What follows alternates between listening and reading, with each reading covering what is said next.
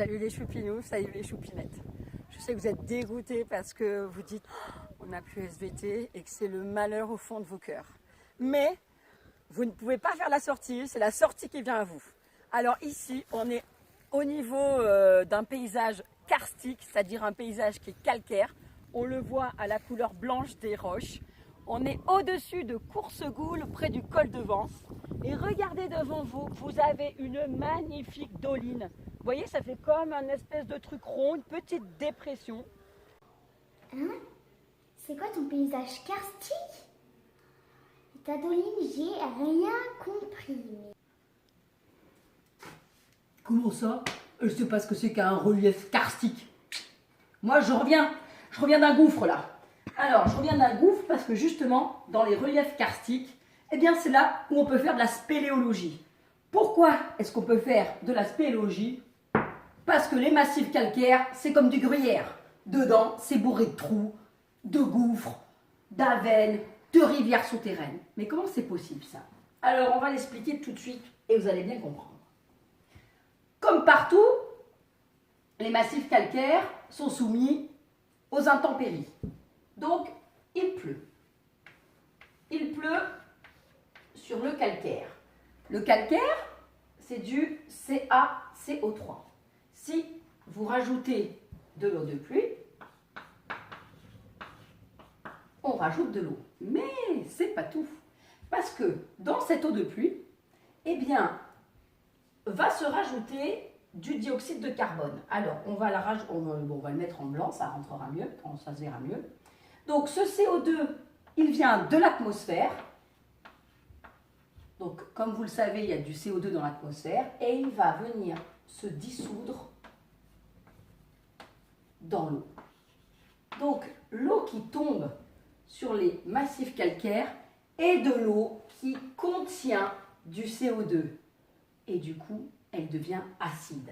Alors, je vais vous montrer justement ici, si je prends un peu de calcaire et que je mets par-dessus de l'eau acide, qu'est-ce qui se passe? Ça se voit très bien, ça mousse.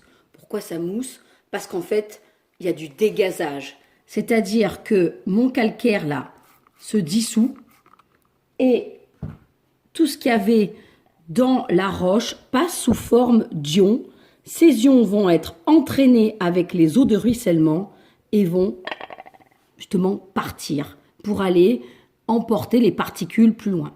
Alors, il est bien évident que lorsque le calcaire est sous forme massive comme ça de roche, bien sûr que ça va prendre du temps. Ça va prendre du temps, mais voilà ce qui va se passer. Donc, il pleut sur les fissures. Ploc, clic, ploc.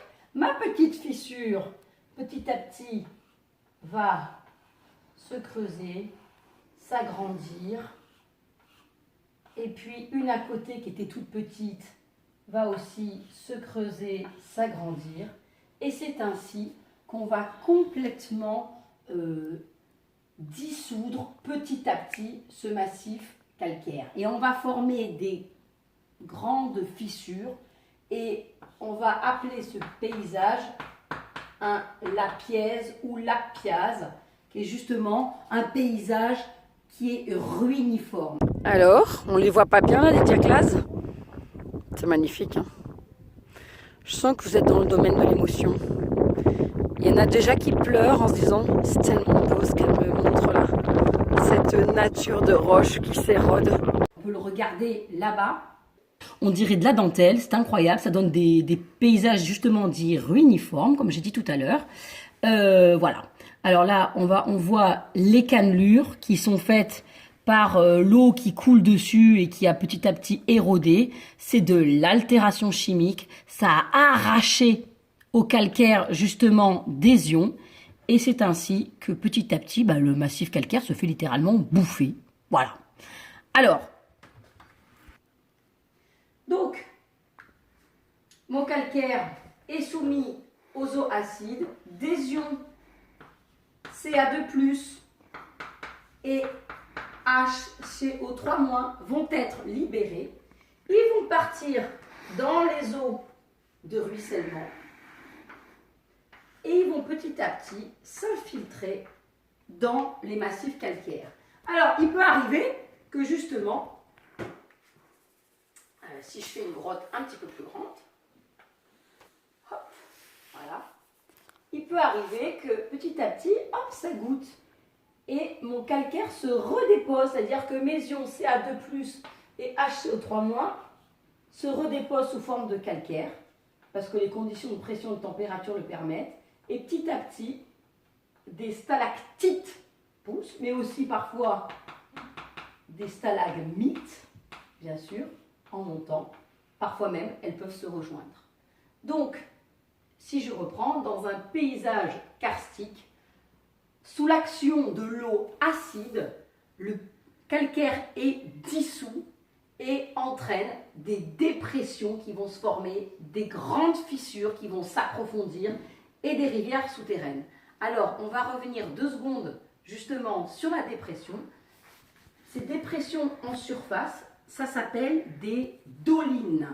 Alors, j'écris le nom, une doline, comme vous avez pu voir sur la petite vidéo et comme vous le verrez sur votre document, ces dolines, ce sont donc des dépressions qui sont dues au fait que le calcaire a été arraché. Mais par contre, elles se sont remplies, ces dolines, et elles se sont remplies d'une terre qui est souvent assez rouge et plutôt fertile, qu'on appelle, d'ailleurs ces terres, les terra rossa. Alors pourquoi ces terra rossa? C'est de l'argile en fait. Voilà. Alors d'où elle sort cette argile? Eh bien en fait, mon calcaire, il n'est pas pur. Il contient aussi des ions, des petites particules d'argile qui vont être libérées au moment où le calcaire va se dissoudre. Et ces petites particules d'argile, elles vont avoir tendance à justement se retrouver dans les eaux et à sédimenter petit à petit là où il y a des trous. Et elles vont remplir ces trous. Donc c'est comme ça que, en plein milieu d'un massif qui est fait que de roches, vous avez justement des petites poches remplies d'un sol argileux. Et ce sol argileux, il a souvent été exploité pour faire pousser du blé. Voilà, pour faire des petits champs de blé. Parce que quand vous habitiez dans une région karstique, vous pensez bien qu'aller planter un coup de pioche dans de la roche, c'était un petit peu compliqué, vous craignez pas de faire pousser du blé, alors que si vous plantez un coup de pioche dans un sol qui est meuble et qui contient de l'argile, eh bien vous pourrez planter votre blé qui va pousser, et c'est comme ça que les paysans du coin arrivaient à survivre. Donc maintenant, c'est à vous de jouer, vous avez des documents, vous devez les exploiter pour répondre justement à mon objectif, à ma problématique qui est notée sur votre TP. Bon courage!